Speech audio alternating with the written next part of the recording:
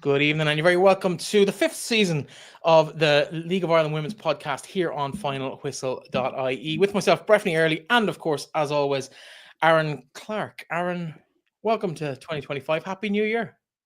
Yeah, I didn't think I'd see 2025 when it comes to women's football. I tell you that it wasn't on my radar for a long time. I've crawled out of the caves just to come and say hello to you, just to come and sit on this lovely Wednesday evening, say hello. How are you been? Because you must have been the busiest man ever. Because I've been busy. Yeah, we've been doing a lot of work with rugby and of course growing the Final Whistle website as ever across the last 6 months or so. So it's beginning to become a bit of a behemoth, and you know yourself, these things just have to be fed with content.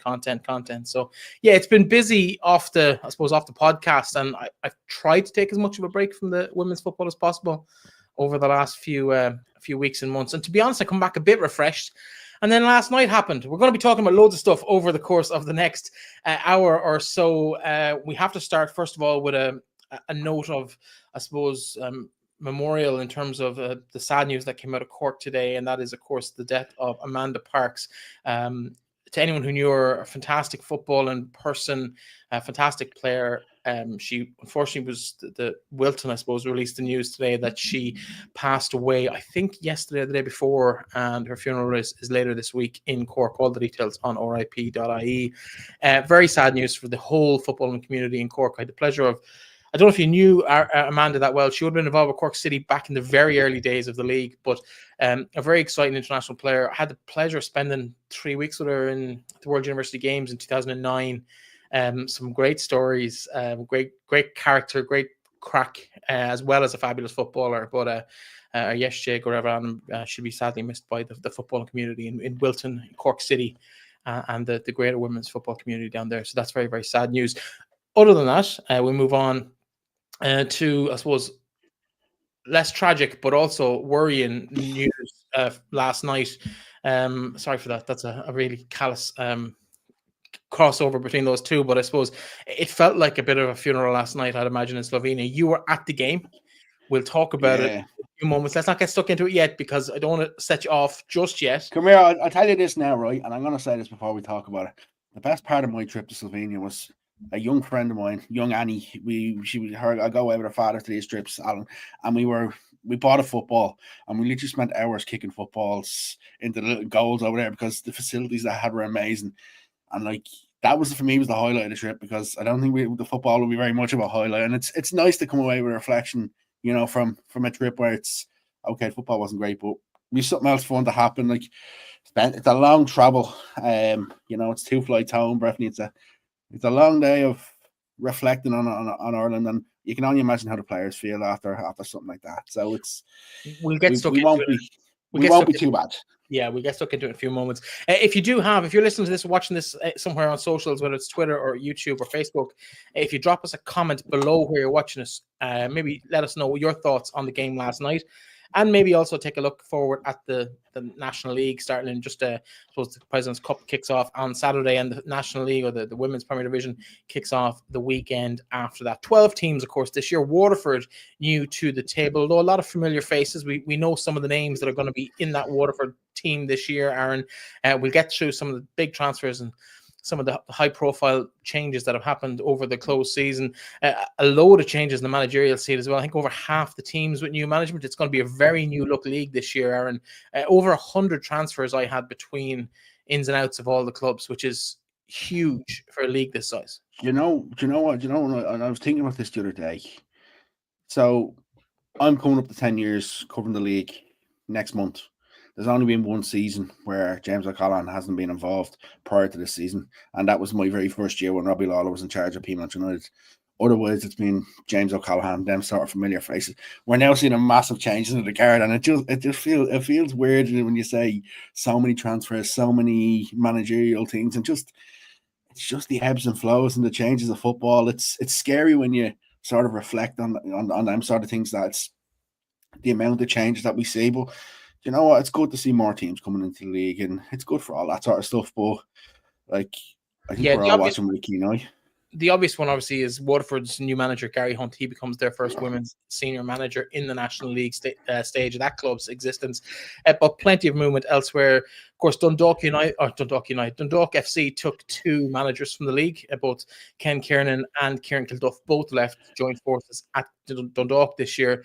They've obviously left Athlone and Bohemians. Those positions have been filled by Alban Heise and also by, I have a list over here somewhere, can't see his name on this, Colin Fortune, who's gone to Athlone with Gordon Brett in his number 2. Gordon, obviously, former manager of this men's team, League of Ireland player, both of themselves. They should bring a bit of stability to Athlone, but we'll talk about the ins in Athlone because it's a colossal list of international additions to that squad and a couple of big names leaving the domestic side of things as well. Katie Keane, probably the biggest profile of those, going to Shamrock Rovers.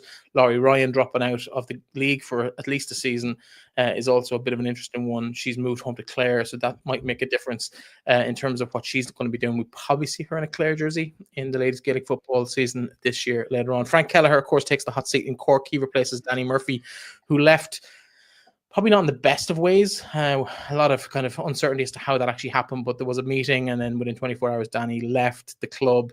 I think he'd gone just before the meeting. You think he'd gone literally just before the meeting had actually even happened, and like there was the problem with Cork is, and there's a lot of stuff you hear through the grapevine, you hear through things. Likewise, you hear at the minute, you see even today with the stuff over the men's ticket prices and stuff like that. But there's never anything sort of confirmed, or there's never anything coming out. This is what happened from their side, and this is the one thing that I find very interesting about this league is unless you get a concrete source, so many things. There's so much speculation, so much sort of did that happen, did it not happen, and it's one of them. Whereas the League of Ireland, the Men's League of Ireland, you'll always get to the bottom of the story, where the women's clubs you don't necessarily tend to, and it's one of them frustrating ones where you're like, I'd love to know what actually happened. Yeah, Alban Heise takes the hot seat in Bohemians. James O'Callaghan, as you mentioned, he's out at Peamount, replacing him. It's taken 2 people to fill his shoes. Emma Donoghue and Gary Seary take his place. Sean Russell joins the league in Treaty United. He's obviously been involved behind the scenes with them for a few seasons. And Steve Feeney is back in Sligo. And Sean Byrne, last name on my list, Sean Byrne, a former Bows manager, of course, he replaces... he goes into Wexford. He will be in charge of Wexford this season. So I know you know Sean quite well. Your thoughts on what's going to happen down there in Wexford? A couple of ins and outs for them as well at the moment. The thing about this is, I think knowing Sean and knowing the character that he is, I think he'll want to prove that he can do it with another team. But obviously that Raheny team that won the league when he was there was really, really successful, really, really good. You've seen the progress they made with Bows. I think Wexford's an interesting one because they've been so, I would just say, hit and miss the last couple of years. The question has always been, will the likes of Kylie retire? Well, how long has Rihanna Jarrett got left? Doing a lot of media stuff. But it seems they got a lot of them in. And then literally the last couple of days, you see Jane Merrin initially supposed to stay, then go. And it's one of them that it's a difficult one to sort of assess what way Wexford are going to be. I think the Aoife Kelly signing from Shamrock Rovers is massive. Absolutely massive. And getting Ella Molloy back, I think they're the sort of players that I think Sean can sort of work with, can get a little bit of an arm around and sort of push them a little bit even further. And I think it's a really good appointment. I know they wanted him last year, and just due to a number of reasons externally, it just didn't suit for him to take the job. So I wouldn't be surprised if he does well there. Do I think they can win the league? Probably not, but I think it's a really good appointment. Likewise, I think Gary Hunt, with the fact that he had the experience with Wexford's youths when he managed them, and he also was involved when under Will Doyle as well. So I think like Gary's good experience there, and obviously with Cork City, Frank Kelleher has the experience of winning the FAI Cup. Nobody really expected them to win that FAI Cup when they beat UCD Waves in the final in the Aviva when Claire Shine scored that goal. So like there's managers coming back in with experience. The big one I'm interested in, and we haven't really talked about it, is Steve Feeney coming back in after a year out. Like Tommy, the Tommy Hewitt stuff didn't necessarily work the way Tommy would have liked it. Probably didn't work the way the club would have wanted it. And like, I think it's a big season for Sligo Rovers because of the fact that how they struggled last year, picking up points. It was really, really difficult, and picking up that first win took a long time. And you'd have a lot of fears that there could be a lot of change as well. I think he has brought a couple of players back in, but it's one of them that it's at the minute I'm watching the league sort of thinking there's 20, 30 different narratives. I don't disagree with you. There's so much going on in the league, so much drama, so much intrigue as to what's going to happen, how players are going to mix in with these teams. Some players have brought in, or some clubs have brought in up to 12 or 13 players that are going to feature in that first team squad. Others, very little change. So it's going to be interesting to see how that pans out. Let's come back to that towards the end of the show, because first, I want to talk about the internationals. I want to preview the President's Cup, of course, Saturday afternoon, 3 o'clock, Talca Park, Shells versus Athlone Town. Going to be a great game. It's a repeat of last year's. It's a repeat of the last 3 cup finals, maybe, and also the inaugural President's Cup final in 2023. So these two sides should know each other quite well, but there's been so many changes. We're likely to see maybe only half of last year's cup final appearances from across the two teams actually take to the field on Saturday. Yeah, and it's scary when you think of the number of changes that's actually happened within both clubs, and even like we talk Athlone because they had a lot of foreign-based players, so you expect some sort of turnover with them. But like even when you see the likes of Katie Keane leave, and you see big players leaving who they've Champions League football, and yet some of their big players have decided that they're going to move on. Like Jessie Rossman had initially said she was staying on, and then that had sort of backfired. I think the one thing when you look at it, it's the names that have gone out there, like Katie Keane, Laurie Ryan, Mary Phillips. That sort of went under a little bit under the radar.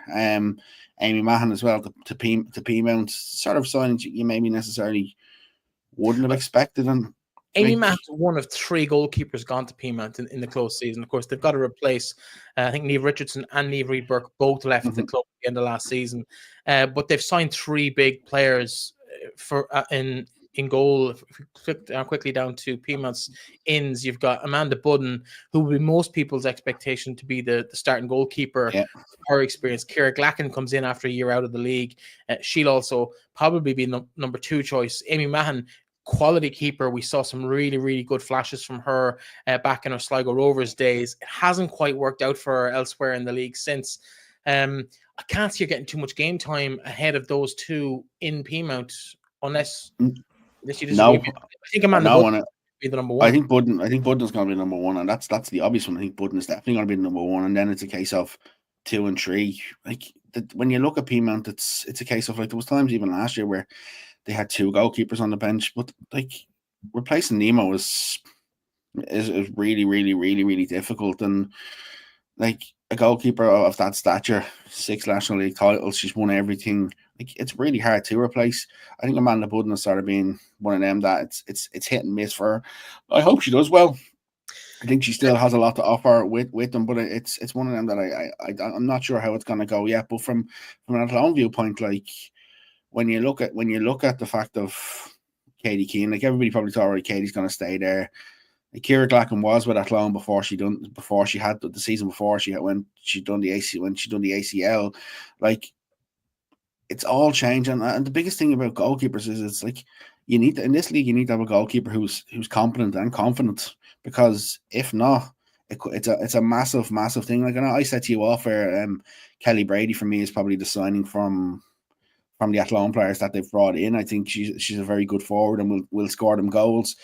Like even you look at the Izzy Groves one, for me was an intriguing one, because the fact that she's been playing, she started being in and around London City Lioness, has been in and around a couple of UK clubs to come back to here. Like my question is what's actually drawing them to Athlone?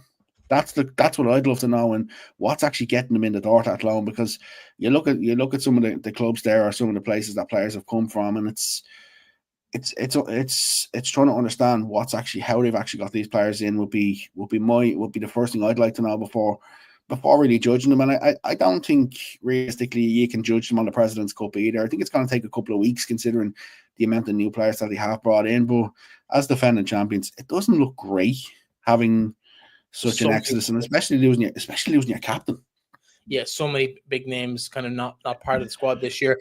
For me, I think we've seen so many teams experiment with this in importing players from abroad. Athlone are the league champions. They do have that Champions League little kind of caveat to dangle over a player who's thinking of signing. The worrying thing for me is we didn't get these names from the club. We got them from agents. In terms of agents have announced these deals have been completed. So they do come with a bit of a health warning. We did see names mentioned last year announced by agents and clubs that never quite materialized. That player never quite made the match day 11. or match day 16 or 18 for that club. So it comes with a bit of a health warning. I expect to see most of these arrive. I don't think they're coming for free though, and that's the bit that worries me. Is that when you see the scale of this, like 9 players coming in, they're, even if they're only on appearance fees or if they're only on kind of general expenses or living costs, these people still in the league tends to have to be put them up. Maybe provide them with a little bit of a part-time work on top of whatever they're getting for playing a bit of football. But even if these people were costing you 200 or 300 plus rent a week, you're looking at a minimum of 2 houses to put these 9 girls in, or maybe 3 apartments. But you just look at some of them there, right? Kelly Brady obviously is Irish, so she's just been playing in so that's fine. But the ones who necessarily aren't, you're talking, in order for them to sort of even be paid, you're talking visas, that sort of thing. And there's a certain thresholds that need to be met as well for these sort of things. So there's a lot of things. It's the expense, I say, is a lot higher than we probably even realize, bringing these sort of players in, and the commitment that the club actually need to make to bring these players in, because it's not cheap. And that's the one thing. And like, and even if you look at, say, Shells in previous years, the only reason Shells have been able to work out with some of the foreign-based players is that, like, people in the club have been putting the players up as well, and in spare rooms and stuff like that, and actually helping that sort of thing, because you also need to take into account in this country right now, in terms of the likes of the housing crisis and stuff like that. The rent costs aren't cheap, and clubs, if you're renting a house in, say, even in Dublin, you're probably talking 2,000 at least a month, depending on the size of the house. And like, it's not easy, and that's where you'd like to know how they've managed to get these sort of players in. And I'm sure Athlone probably will give some sort of information in terms of, I'd say some of them are probably doing link up to with the local college as well, which may help. But that's the sort of thing, and you beating the drum about over the last couple of years about the importance of the colleges. Like, if you want to have something like this, like we've seen Chloe Mustaki go abroad and play for a year in France. We've seen other young Ireland players go abroad and play for a year. Like, the universities could become a massive asset to allow players to have that experience, or clubs to bring in that sort of experience. On Sorry, maybe repeat that, Aaron, I didn't quite catch it. That's a new one for me. I've never mentioned that before. But no, I know. Giving you a little bit of a but like, you're absolutely right. I think that that's how it works. From Athlone point of view, though, it's going to be interesting to see how they hit the ground. Took a bit of a humbling in the cup final last year, 6-1. They were 6-0 down at half time, and never really looked like being in the game. It's the same opposition this time around. Shells will want to start the season, even though it kind of is immaterial as to who wins the President's Cup in the grand scheme of things. It's a glorified preseason game. It's going to be interesting to see how both teams approach that. Owen Weirin is going to want to set out a stall day one and say, we won the cup last year. We should have won the league. We're here. We're the big dogs in town. We're going to beat the champions on the opening day.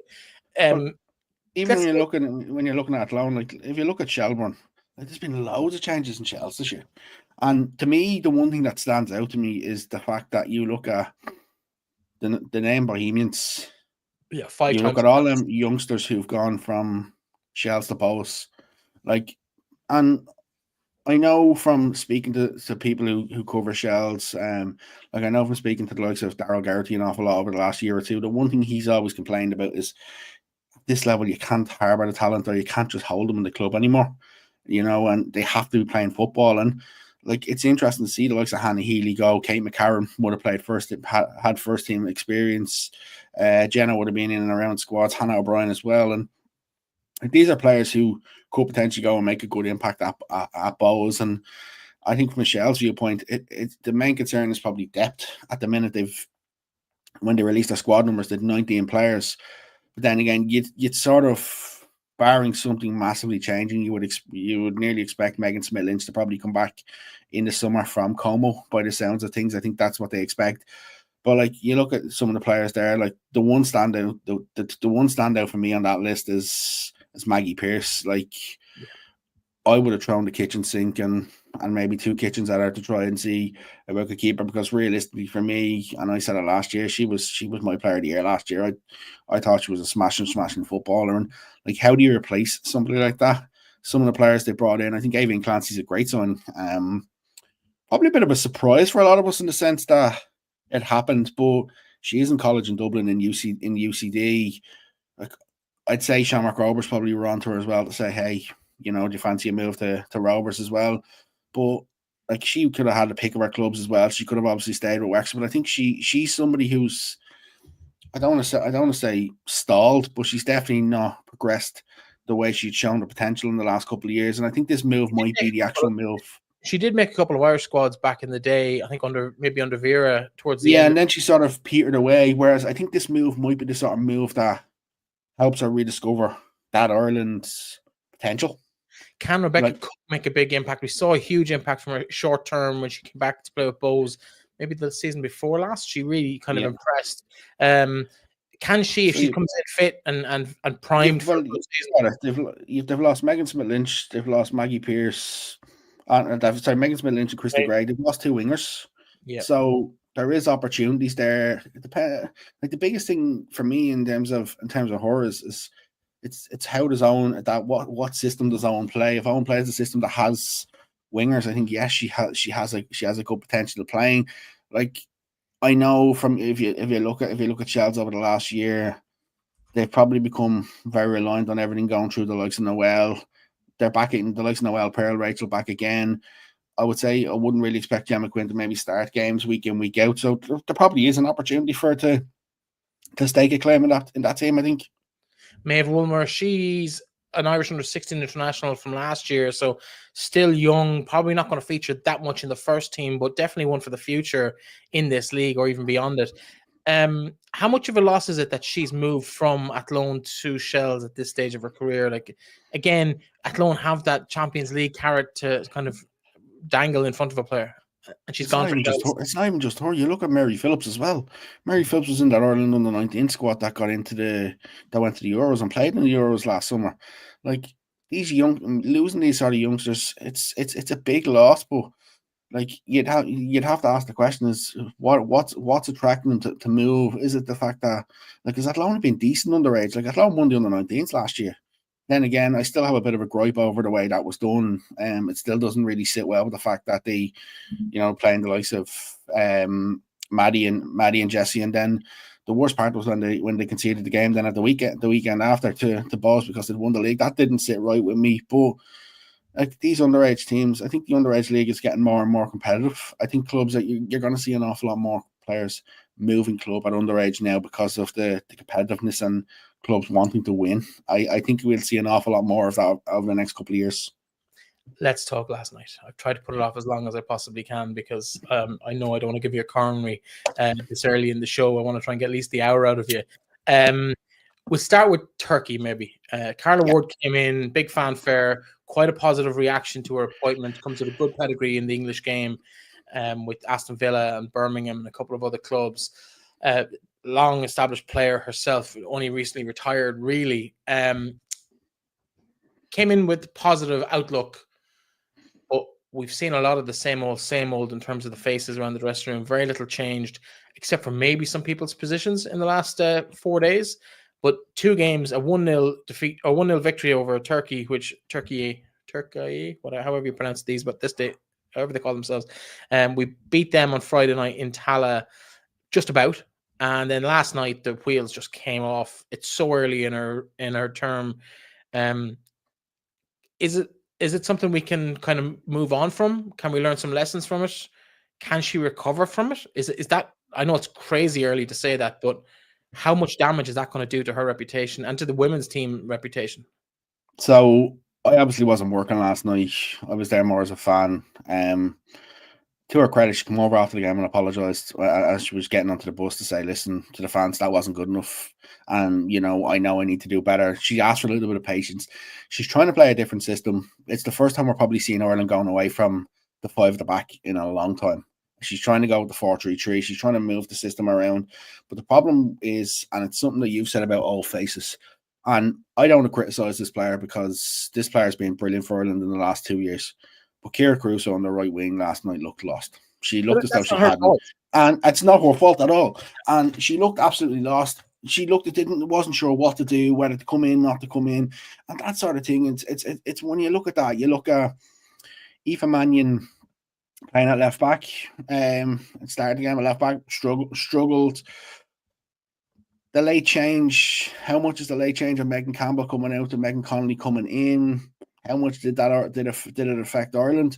Probably a little bit, but it didn't affect Ireland to the extent of the way the 3 goals went in the first half. Like, the biggest question I have in terms of selection from last night is, and it's the same for Friday, is why did Caitlin Hayes not play? Because for me, if Caitlin Hayes is in that team, I think some of them goals are preventable. I think some of them goals are potentially, not happening. Like, I turned to a friend of mine last night, even in the stadium, for the corner for the second goal, and I said, this is a goal. Literally, as soon as she played the ball across, you could see the run completely unmarked. And like, you look at it and you think, with 2 players, one player started both games who hasn't got a club, hasn't really played much football since the Wales game.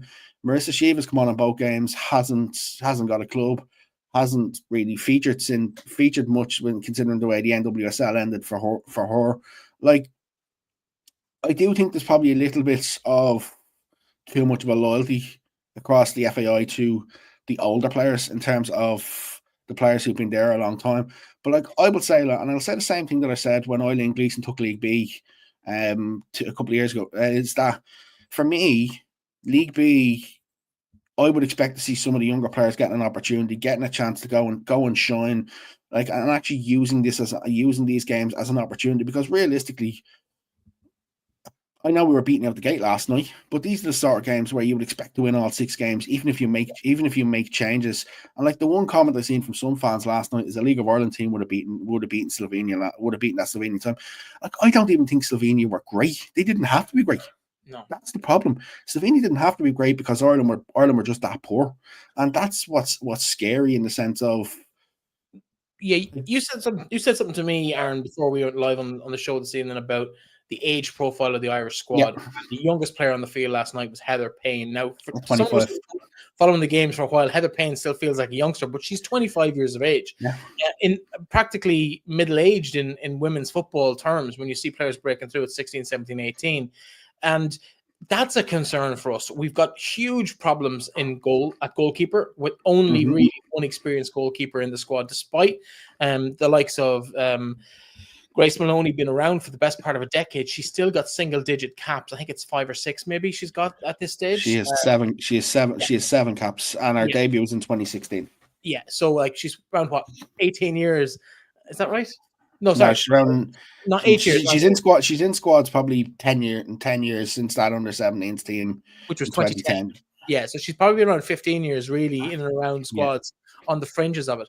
And that's a worry for me. Sophie Whitehouse has been in the squads for the best part of 4 or 5 seasons, has yet to see games. She hasn't even. Sophie wouldn't have come in. Sophie would have come in probably start of the World Cup year, maybe the start of the World Cup year, just the back end of the year. She come in after the qualifiers. I'll take your word for it, but it's. I'm just concerned that we have got serious problems and serious weaknesses across our squad. And last night we saw we didn't have a viable option for left back, when in reality, if I look at that list, to me, 2 way better options of filling in a gap at left back. Katie McCabe obviously is one. She's probably one of the best wing backs outside of the top 4 or 5 countries in the world. She's got that talent. Izzy Atkinson has always impressed me when she's come on in that left-sided defensive / midfield wing back role as well. So why we're going for Megan Connolly and then pushing Aoife Mannion out to left full is beyond. I'm gonna correct you for a second here, right?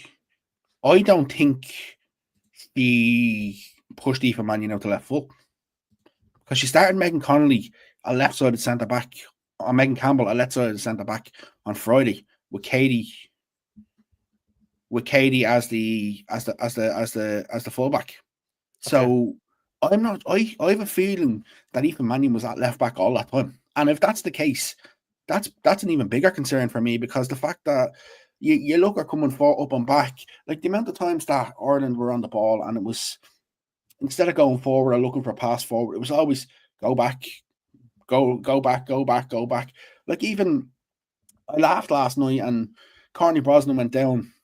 This is the first time that Courtney Brosnan went down that it wasn't just a bit of a let's waste the clock, because she went to get back up and then sort of felt her leg. Like, and as you say about the goalkeeper situation, like, when you look at the profile of the team, it's a really, really old team. Like, and what happens we don't qualify for the next World Cup. We lose 4 or 5 of them players, At least. 6 more of them players.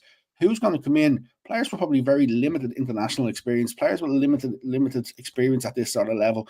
That's where it's a concern for me. And I'd like to see, and the question I would have for the FAI is, you had a development game.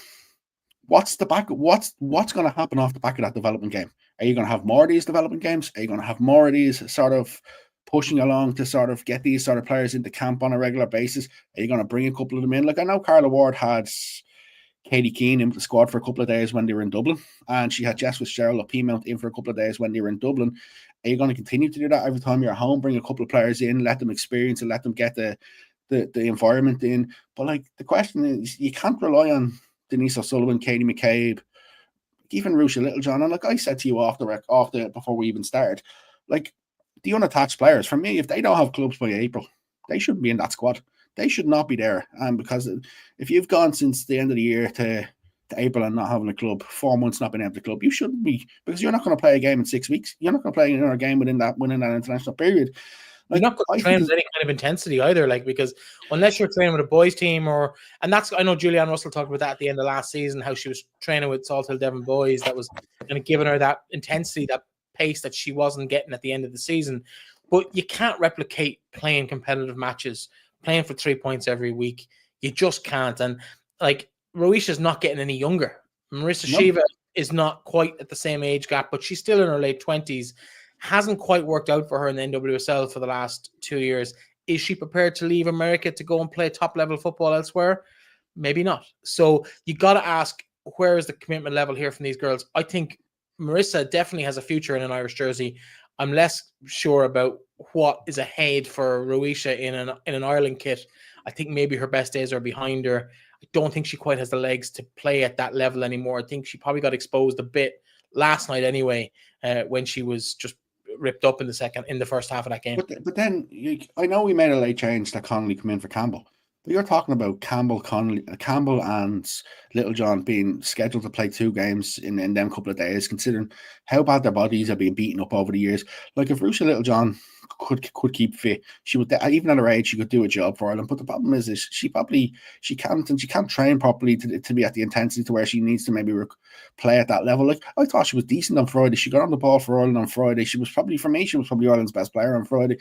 But like, when you see our captain Katie McCabe, you see Denise O'Sullivan like issuing apologies on social media today, that sort of tells you how bad the performance was. And like Amber Barrett as well, like I talked about Carla Ward coming over and sort of saying sorry to the fans. Amber Barrett came over and shook hands with the fans and said, listen, I'm sorry for that performance. Thanks for coming. And and these sort of things is where you walk away from and you start thinking, okay, they understand that performance. And I expect a reaction from Carla Ward. I don't think Carla Ward is going to be someone who's going to want to rest on our laurels and say, you know what, yeah, we messed up. We'll put the same players out again.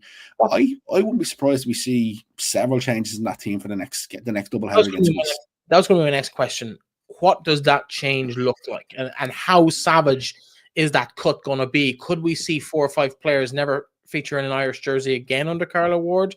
And if so, neck on the block, who are they likely to be? Who are the underperformers last night that maybe are done at this level? That's a difficult one. Like, I know, considering the loss, like I thought Amber Barrett worked their socks off last night. I thought Abby Larkin, when she come on, for me, was Ireland's best player when she come on. I think younger players need to be given a chance. But the problem is you don't turn around and say this player should be gone, because it's a bit unfair to sort of single out players. But like, even there was a lot of talk about the retirements. Yes, Julianne had a really good year with Ireland, but she hadn't been around for a long period before that. Like, Niamh Fahey and Diane Caldwell, since the World Cup, have played very limited football for Ireland. Likewise, Louise Quinn, who's injured. The problem is, and I don't want to rule Louise Quinn out, but can you say that Louise Quinn's body's going to hold for another World Cup qualifying campaign?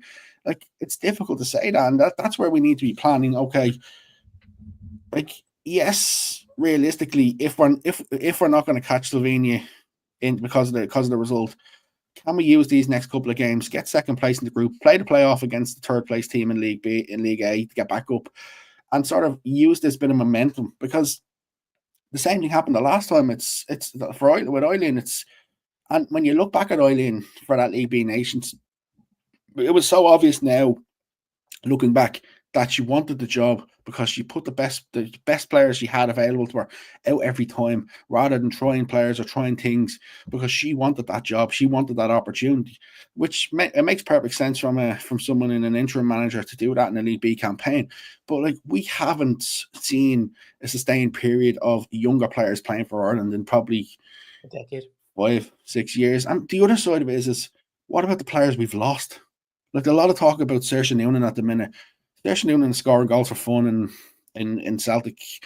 You're looking at Emily Whelan at Glasgow City doing very well. Like, how are we going to get our next generation? Because we can't. The problem for me is we can't let the good players that we have now, just die off the scene, and then Katie, Denise, Rusha, all these, Megan Connolly, all these sort of players then retire. And then, well, Courtney can go for a little bit longer, but then you look at it and then you're like, okay, all these players retire. Oh no, how am I going to fill this gap? What is the plan? What is the action plan from the FAI? Is my question. Is how do they see the long-term future of Irish football? One thing I've called for in this show over the last number of years is I'd like to see a women's football only massive strategic plan with a massive focus on the League of Ireland to help, because the League of Ireland has to support. We've been going abroad for a lot of players for the last number of years. There's only so many players you can go abroad and get. You're going to have to develop the talent from at home. You're going to have to develop the players from at home. Yes, if the players are good enough, they're going to go off at 18, 19. Like we've seen this off season, we haven't lost that many abroad. Jenna Slattery's gone abroad. Alex Mendes has gone abroad. There hasn't been that many that have gone to the UK, where it's probably been a little bit less, because I don't want to sound bad when I say this, but the gap between, say, even the likes of Jenna Slattery and Alex Mendes to, say, a Jessie Stapleton is probably quite big. And we don't necessarily have, we can't afford to continue to lose these players, or lose them to different sports, or lose them to different things. And I think that's now where we need to say, okay, how are we gonna approach the future of Irish women's football? Because we've got to a situation where we've got up to a really high ranking position. We're obviously going to lose some ranking places because of this defeat, but these rankings could be key to whether we're going to be a third seed or we're going to be a second seed for the World Cup qualifying campaign. If you're a third seed, you could end up getting two really, really big teams, and then you're in a situation where you're like, oh no. Like when we qualified for the World Cup, we got lucky because we got Finland as a second seed, who are literally just ranked just around us. But what if you get someone who's like potential, say, in Norway or someone like that, or a Poland who've improved massively?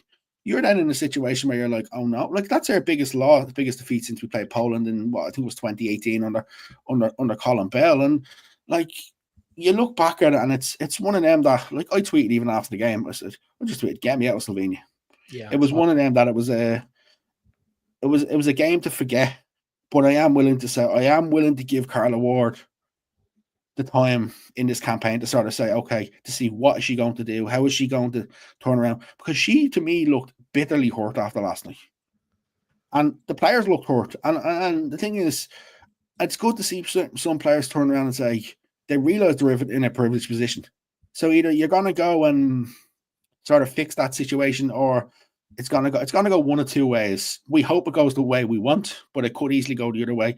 The other thing I'm going to say on this situation is this Colin Healy situation needs to be sorted, because there's no doubt this is having an impact on what's going on. On the Colin Healy thing, I've seen Stephen Bradley come out about it. I've seen quotes from Damien Duff on the situation.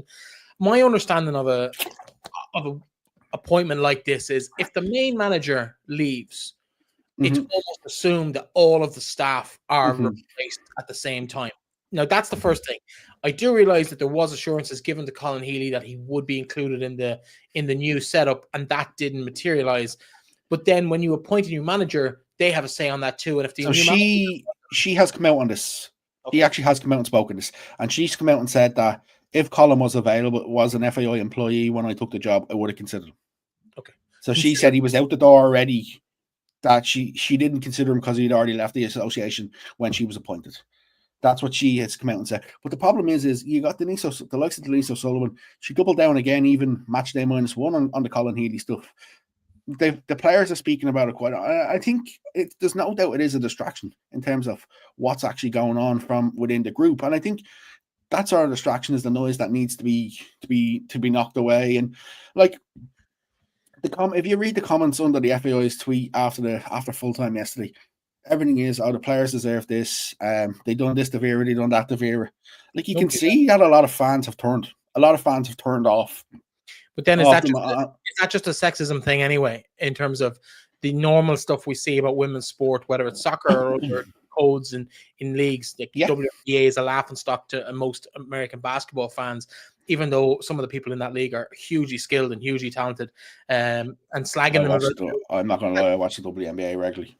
But do you know what I mean? Slagging them off because they only make 70 grand a year as an average salary versus the hundreds of millions that some of the top teams are making. It's irrelevant. You can't compare them. And I think, to my point, I think that a lot of that is just pure sexism in sports, and the way that women are treated in sport, and will always be treated, unfortunately, by people on the men's side of the house in certain places. I had a person involved in the sport, a conversation I was having, and I was talking about somebody who had done something. I won't name the sport because it might be too obvious. I was talking about the achievements of a former player of a team. And I said, they scored a hat-trick last week. It's a pity that they're doing it for them and not for the team that they used to play for. I says, one of the women's players also scored a hat-trick. And the comment back from a person with a relatively high profile and a relatively high position within the sport was, I can't even repeat it. I can't repeat it. It was absolutely, it was sexist, it was homophobic, it was absolutely everything you could possibly imagine.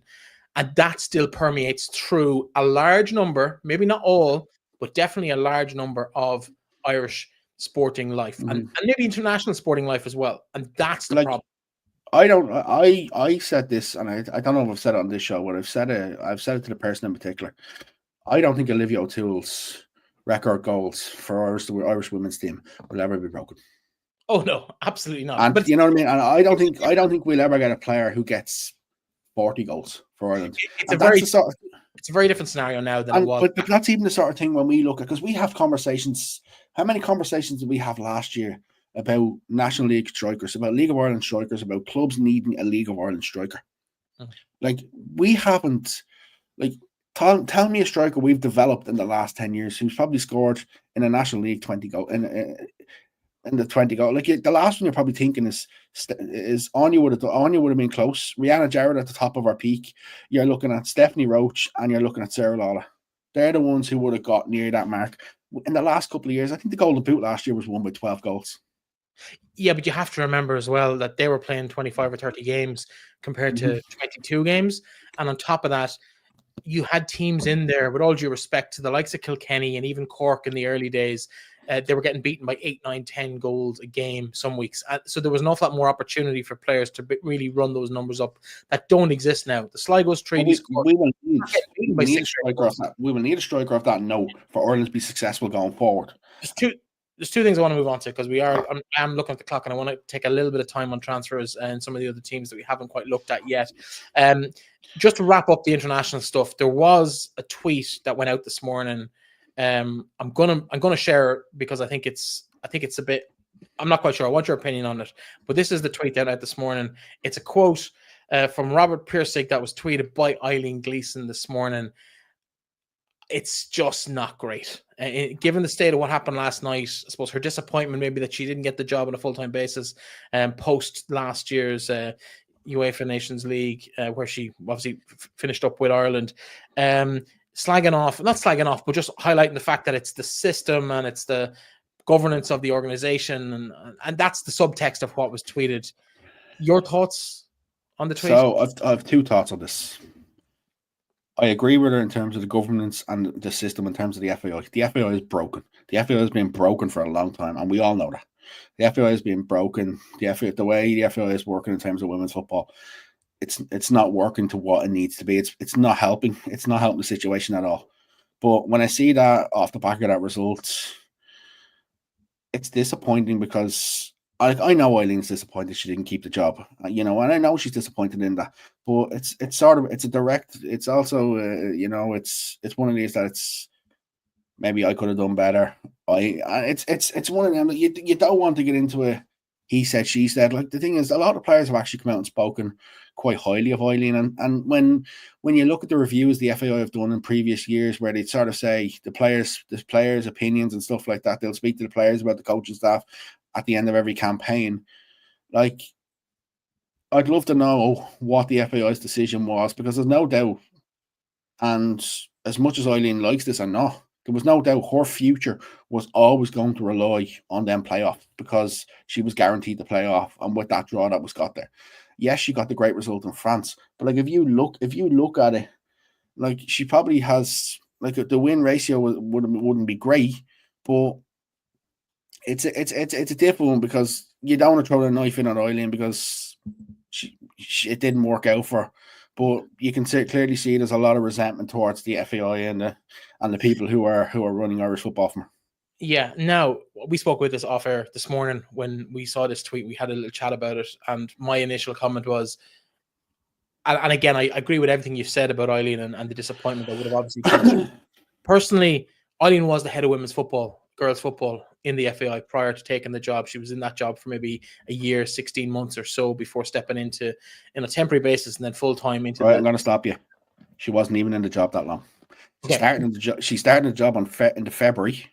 And then she took the Ireland gig in September. She was literally in the job 6 months and took the gig. But my point is, and I said this at the time, I'm pretty sure on air, but definitely privately to you, is that I felt asking her to step in, even on a temporary basis, was the wrong move, but definitely on a full-time basis. Because if you to ask me who was to be the best person for that women in football, head of women's football in Ireland job, I think Eileen Gleeson was the right person for that job at that time. And I think she should have stayed in that role, maybe step in for that initial Nations League campaign. But the minute she went into the international job, I feel she kind of put herself and her own self-interest ahead of the game in the country, which of course she's entitled to do. She hasn't come back in, as most of us anticipated she would, back in to fill that role, at least yet. She isn't going back into it. They've confirmed she's not going back into it. Yeah, I wouldn't think so. And so she's now finds herself a little bit out in the cold, where the only jobs really open to her are probably either to go into some sort of a monitoring role with UEFA or with FIFA, or into British club management, which hasn't worked out for her before. As far as I know, she is still on the FAI payroll. I think she's on garden leave at the minute. I think I've read about the situation is that part of the agreement was they have to offer her a position. So what that position is, but like a lot of us thought when she had taken the job on a permanent basis that the condition was she would go back to that other role. Like when you go and do a recruitment process like they did, and bring in Hannah Dingley, the other side of that is there's a completely different conversation about who is Hannah Dingley and what is Hannah Dingley doing. I'm going to stop you for a second because we actually have a comment on that. So let me bring that up on the screen. And it is from our good friend Billy Cleary, of course, former women's manager in Galway WFC prior to their amalgamation with Galway United. Ask the head of women's girls football, what is the role and responsibilities for this position? What has been done by the people in this position for the last 5 years? And it's exactly what you were getting to. So I will answer the second part. Okay. Not a lot. Okay. What is the roles and responsibilities in terms of the head of women's and girls football? I couldn't tell you. I could not tell you. I think Hannah Dingley has done one press thing, maybe two press things since taking the job. I couldn't even tell you what her role is, what the plans are from the FAI to actually how they're going to utilize. Because this realistically, this could be a very, very powerful role within women's football in this country, and has the opportunity to open so many different doors, not just across elite level, but across participation, across all them sort of things. Like, it has the opportunity, because girls football in this country, the number of girls football teams at an underage level outside of the main League of Ireland is growing and growing and growing in a lot of areas. This has the potential. I couldn't tell you what her roles and responsibilities was. I've actually never met her. I couldn't tell you. I couldn't tell you. I know under Eileen, the one thing that, and I don't know if this was under Eileen or something that was already in play, was the Fingal transition year girls course that they had. They had the boys one. That was the only thing that's really stand out to me in the last couple of years since they've created this role of head of women's. But the thing is, all of this, the head of women's football all reports back to the chief footballing officer and Mark Canham. So I don't know what the structures are there. I don't know what the plans are there. Like, I haven't seen, nothing has actually been, I've seen nothing to say, this is where we think the head of women's football can go in this country at the minute. Like, I'm as curious to understand her role and responsibilities as Billy's comment has come in there. Yeah, it's interesting. It's hard to know whether it's a case of not getting a lot of output or whether it's just a lack of publicity for what work is going on behind the scenes. But you're right, we don't know what's going on, which is part of the problem. If there's a load of work going on, tell us about it. Let us in. Is it presentations? Is she out doing workshops? Is she out doing stuff? And the other side of it as well is coaching, to be fair, and I'm just playing devil's advocate here because I don't think it's fair to just go not a lot of work. The coaching conference is something they do every year. Is a standard thing they do every women's coaching program, coaching for women in the women's game, that came out towards the end of last year and has been rolled out for the last 6 or 8 months. That's been very positive, I believe. But the other side of that, who's created that? Was that something that Eileen had started? Is that something that Hannah started? Like, they have the UEFA, the women's only UEFA B, like the UEFA B course, where we've seen many internationals taking place. I think the idea of the likes of Rihanna Jarrett with the under-16s, Stephanie Zambra and Anya Guamo with the underage teams as well. They're trying to promote this sort of female coaches. But the other side of it is we've currently one head coach who's female in the two. So yeah, well, technically Gary's. I would assume Gary Series, the head coach, and Emma's. No, to be fair, on the sports file images, I was looking through them earlier. She's down as head. Yeah, I'll explain a little bit. I'll explain a little bit more about that to you later. Yeah. But to me, there's an opportunity over the next couple of years as the league expands. Will there be more? Will there be? But the one thing I want is, in terms of women's football, is I want the best coaches involved in women's football, the best people involved in women's football. And I think, realistically, if we have a drop-off where Ireland never qualify for another major tournament off the back of this for the next 10 years, it'll be a massive catastrophe off of football. And I think the problem is we've seen with Scotland. Scotland's got to the Euros, then all of a sudden they've struggled since. Yeah. And that's my fear. Yeah, you mentioned a couple of things earlier on. I just want to correct you on our additions to it about players who left the league to go to other opportunities. And I suppose we mentioned Laurie Ryan more than likely will be featuring with Clare Ladies this year. I won't be with Athlone, obviously captain of them previously. Leah O'Leary's gone to Bristol City from Shamrock Rovers. She left tail end of last year. And also a couple of other names that have left the league. Alana Prizeman's gone to play Gaelic football with Kildare. And she's made a good impact to the start of the National League this year. How did I forget Leah O'Leary? I actually only seen Leah last Friday. How did I forget Leah? And the other one that you might have missed, it only happened in the last couple of days, is actually Kerry Lockree's gone to play in Glentoran this year. So we will see her in the latter stages of the Avenir Sports Cup. But Jodie Lockery still with? No, I don't know. I'd imagine so, but I don't know for certain. But Kerry's definitely gone to Glentoran. So that's a big change, only announced in the last couple of days, maybe late last week. So interesting times ahead. Let's take a quick look. We've done a little bit of a analysis of which players are likely to feature for which clubs. Now, I'm going to put you on the spot here. Yep. I want your top spot. I want your ranking next week of your league predictions for the season next week. By the way, I was going to put you on the spot this week, but I think we will leave it till next week, and I'll come through with what we think. We've been through some of the changes for Athlone, some of the players in and out, so we'll skip through them. Bohemians, 5 players in from Shells. That's a huge addition to them this season. 5 the one player I'm excited is Roisin McGovern. Yeah, she looks when Roisin played. Roisin, I seen a picture of Roisin the other day, and I'm not going. When I say this, I'm saying this in a slightly different way. She looks as though she's put on a bit of size in terms of strength, being in America. Yeah. She is going to be an unbelievable centre back for Bohs this year. I think she's going to be really, really good for Bohs this year, and I'm really excited to see how Roisin does. I think Hannah Healy's on a bit of a point to prove, and I think Mia Dodd is something similar, but I think Hannah Healy's on a bit of a point to prove that. You know, it just didn't work maybe in the last year for her Chels, and she has to hit the ground running for me with Bohs this year. She has to hit the ground running. Claudia Keenan moves out to Wexford as well. Another goalkeeper gone down south to Wexford. She last summer went to Bohs from Wexford when Maeve Ryan left. Literally gone straight back. Yeah. In terms of Cork City, a couple of players in there. LOIWomen, probably the biggest name, coming in from a fairly stellar career with Cork Camogie. She will play with them. She did feature for them under Frank Kelleher before, so I'd say she'll come in. She'll be going back there. Yeah. Fiona Bradley's gone back there from Waterford. Bit of a strange one. Bradley went to Treaty first for the first half of last year, then to Waterford under 19s. Now she's back in Turner's Cross next year. You know what? I think she's the sort of player that Frank Kelleher's management style will suit. I think she's the sort of player that Frank Kelleher's. The biggest one there is Orla Manny, probably the one that shocked us all, with Danny Murphy taking her to Floyd with us. Laura Shine actually scored for what's a UCC tonight, actually, in the Colleges League. I've seen that just earlier. Becky Cassin going back to Wexford will add an awful lot of experience. I'm sure the father Dave, who's I think still secretary of Wexford, will be really delighted to see that she's gone back to the boyhood club. Alex Mendes going to Cork surprised me. It's going to Aberdeen. Yeah, it surprised me a little bit. Hasn't been a stellar standout for Cork. Solid player, has been reliable for a couple of years with Treaty and Cork.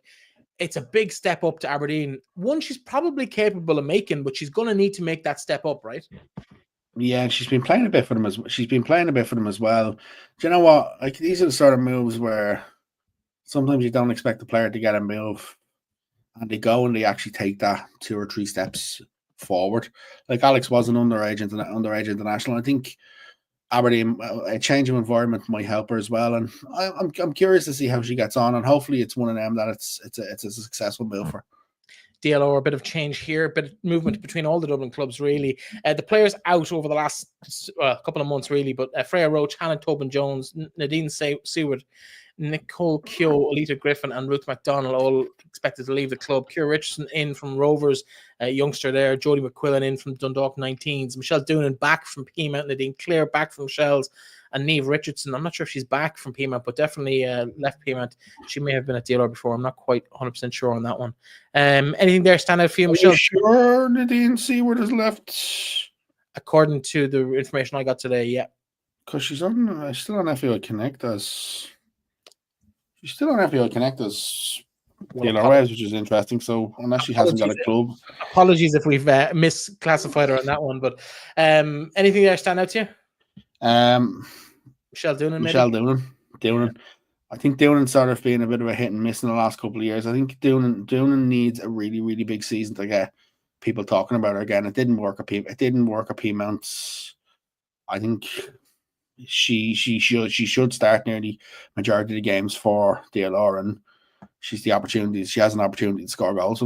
She's impressed me when I've seen her play, to be fair. Galway United, a couple of other big names here. Niamh Farrelly, probably the pick of the players moving west, as Shauna Fox and Jane Merrin announced just before we came on air today. Keola Bergen, actually, the more I look at it, that's a fairly solid set of signings. I'd said to you when I seen Bergen was leaving Wexford, that to me was the obvious one. Yeah, being a Limerick girl. I'm curious about Farrelly, and I might actually reach out to Niamh to try and get a bit of information. I'd love to know if Niamh is basing herself in Galway, or she's going to be traveling up and down. I think Niamh's one of these players who, I don't want to say falling off the boil, but the last 2 years probably hasn't been what she wanted. We know what she can do in this league. And with James stepping out of Peamount, it probably makes sense for her to go and try something new.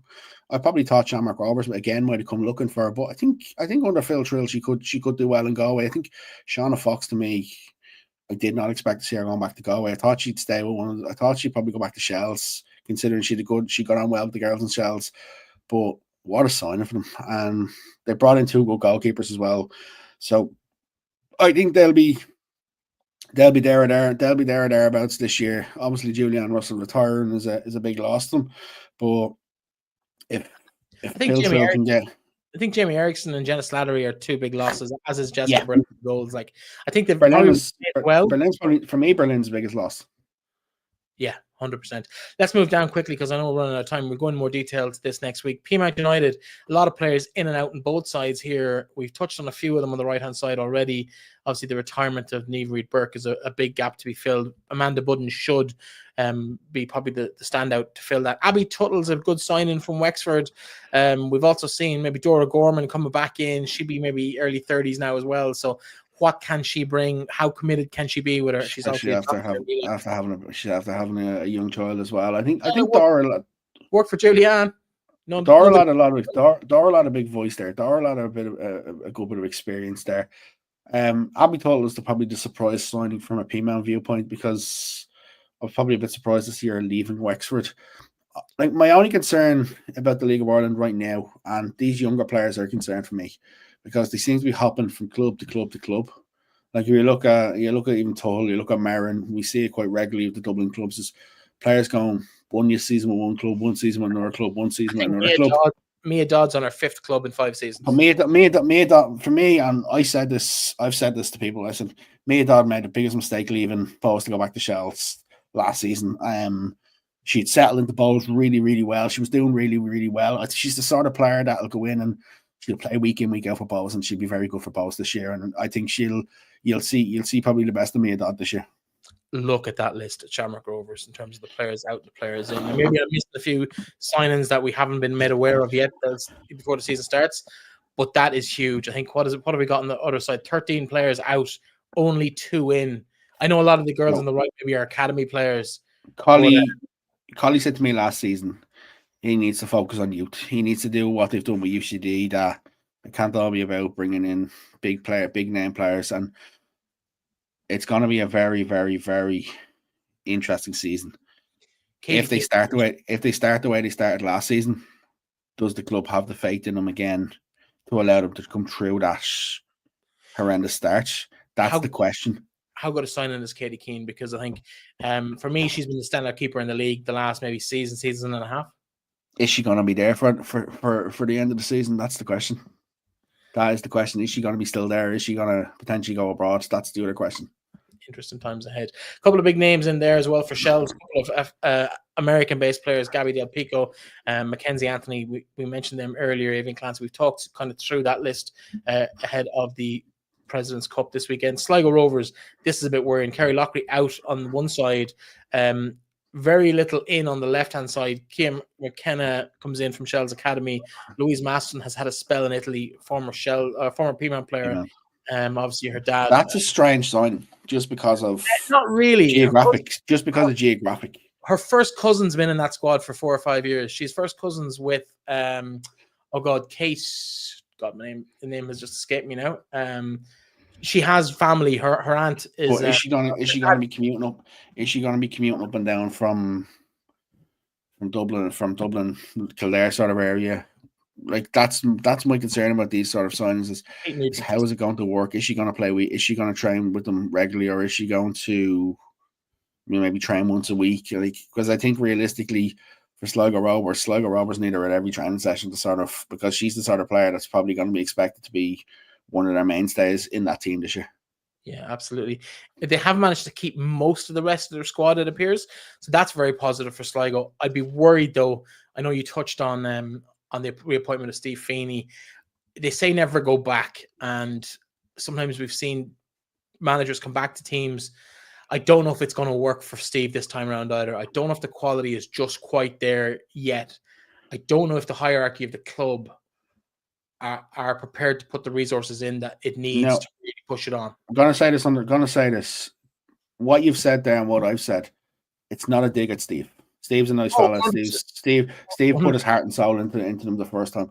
It's just is the player pool or is the players available to him actually there? It's not even a case of Steve isn't good enough to manage this team. It's more of a case of are the players there? Is the club willing to commit to what they need to do to be successful in this league?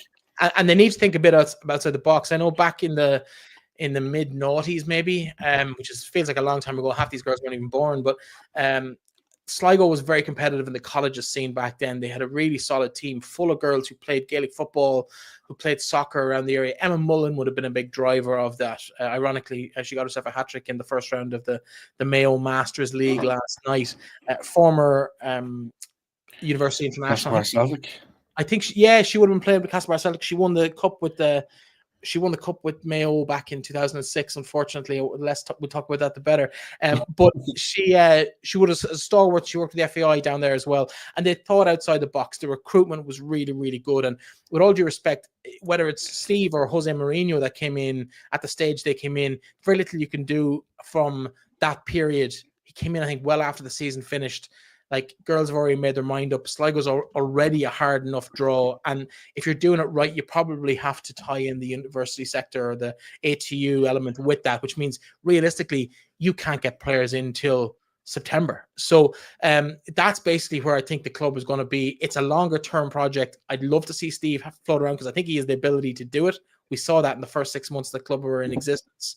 It's going to be a long, long period for them. Let's not get tied up down because we've got 3 clubs to get through. Treaty United, a lot of foreign-based players coming in here. Goalkeeper from Finland, Lisa Toomey, looks like a good signing. A couple of other players in there as well. A few other girls coming from academies all over the country. Madison McGuane looks quite good. She's with the Irish under 16s, I think, at the moment, or 17s at the moment. But can you see them pushing on from where they've been over the last few years? It's difficult. It's difficult because the players they brought in, the foreign-based players, some of them have hit, some of them have misses, and with the turnover that we've seen in Treaty in the last couple of years, it's going to be difficult. The only thing I will say is I've hearing from people within Limerick, I'm hearing that Sean Russell is highly thought of, in terms of a coach.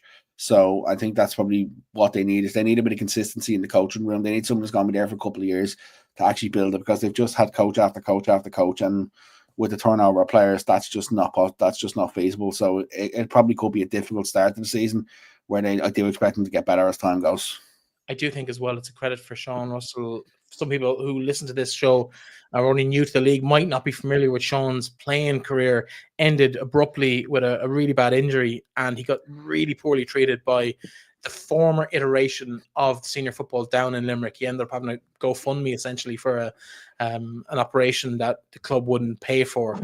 His commitment to the game down there, after that, it would be so easy to walk away from the game with that kind of an experience, which got nationwide publicity out of it. Of course, his dad, Martin, would have been a former manager of Limerick, and he was at St. Pat's, and he's a former player, Irish under-21 international himself. He was at Athlone as well, a couple of other places. But Sean, a great coach, like his dad, a great coach, and I think he'll be a big addition. It's about recruitment down there, and it's whether those foreign players kind of bed in quickly enough to kind of get some wins on the board. They've done really well over the last 3 years. I think if you compare the last 3 seasons on top of each other, it's been a really impressive stepping stone. I'd love to see them take another step forward and be really competitive in that middle tier of the league, and maybe above that as well if things go well for them. Waterford, new girls on the block. Fiona Bradley, first one out the door. That's a bit of a concern, but we've touched on that already. Any other names in there other than maybe the obvious Maeve Williams, obviously a big name? If Maeve Williams isn't captain of them, I'll be shocked this year. That's being honest with you. I think young Megan Carr could be a good signing from Lauren Igbalulu. If she can start firing goals, will be good. I do like Jess Lawler. I thought Jess Lawler has been very good. The signing for me right there is young Erin O'Brien. Okay. I raved about her last year at times when I seen her on the ball playing. In the last 2 years, I think she's a smashing young footballer. I think she's still 17, or she may have just gone 18. She's a very, very good footballer. It's going to be a difficult season for this, just sort of with the new kids on the block. But I think Gary Hunt sort of he'll get a structure together. It may take them a while to sort of get up to speed, but I think there's plenty of talent in this squad for me. I'm going to put you on the spot. Which of these players has 2 Olympic appearances? Easy, Megan Carr.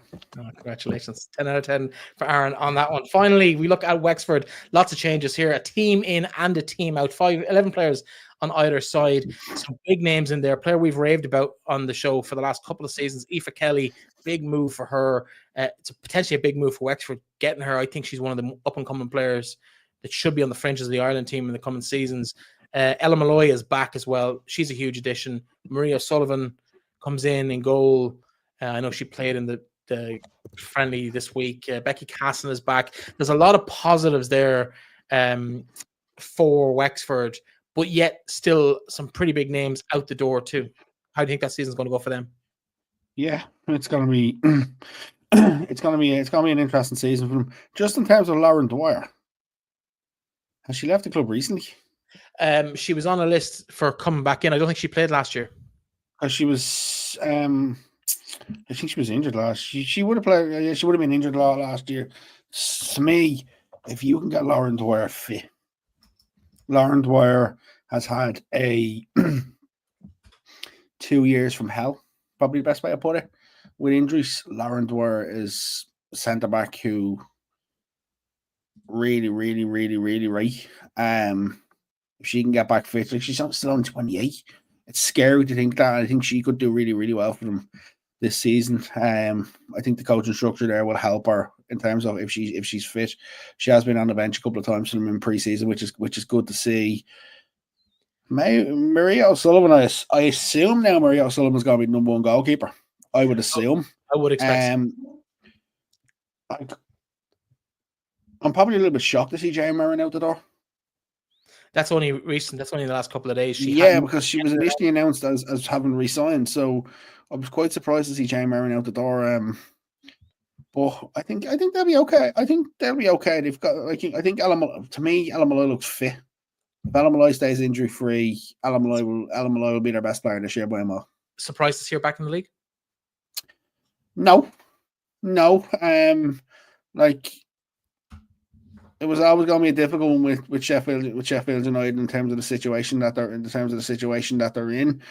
I'm not really surprised, but I will go as far as saying I wouldn't be shocked if if we do see Ella Molloy eventually go back across when she is ready, go back across the water. I wouldn't be surprised. Absolutely. We do have a follow-up comment from our good friend out the west, Billy Cleary, and it's in relation to his earlier question about the head of women's girls football. We've had 2 hide-and-go-seek champions in this role for the last 5 years. Note, players asked to attend the development squad last week in Dublin. Were they paid expenses for their travel? Answer, no. So Billy, he has been ringing that bell we had him on the show maybe 2-3 years ago. He has been ringing that bell about players on the fringes of the Ireland team getting looked after in terms of the financial cost of getting to Dublin for midweek or even weekend events and trials. I've said to you, they should be the sort of things that if you're going to do these camps, do these development camps, you have them around the country. You have them on a couple of times a year. You bring the players out of Dublin. Yes, Abbottstown has amazing facilities. Bring them around. Like, and we've even talked about the likes of the Centre of Excellence, and we can have more of them around the country where these players could train together locally. But bringing players to Dublin for these sort of things, like, you even look at it, like a couple of players even come in, like Aaron McLaughlin come in from Portsmouth to play in that development game last week. I am just going to touch on that development game quickly because there was a bit of backlash over some players not being picked in it, within the League of Ireland. From my understanding and what I can see from it is that it's more of an under 23 side rather than players who were 24, 25, 26. And that's why other players within the league didn't get an opportunity. Would I love to see a League of Ireland 11 versus a development squad or a home base team? Yes, I would. It'll never happen. It might just be too competitive in terms of the. Well, technically, it happened once at a league launch. Okay, but it hasn't happened since.